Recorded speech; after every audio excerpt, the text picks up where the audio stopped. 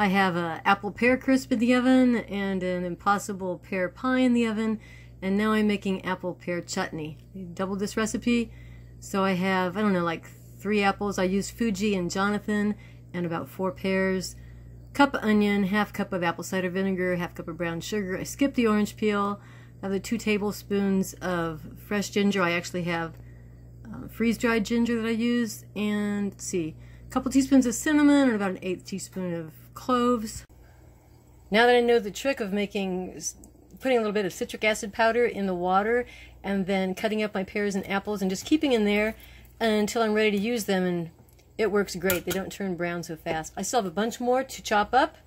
In here I have all the other ingredients, the onions and the sugar and vinegar. I've never made apple chutney before. It says it's really good to eat with pork or with chicken. So we'll give it a try. And still, I've got plenty of apples. I might as well.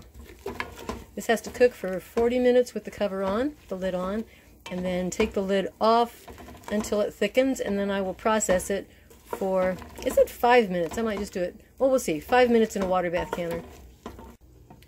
I don't really feel like canning any more pears. That's why I'm trying to figure out other ways to use them. This is the last, you see, sort of a coarse chop. This is the last of the apples and pears to go in here in the pan, and I'll set my timer for 40 minutes. And this is thickened up now. This is what the apple pear chutney looks like now that it's done. And I'll put that in jars. Process it in the water bath processor, or the steam bath canner, for about 5 minutes, and that's all.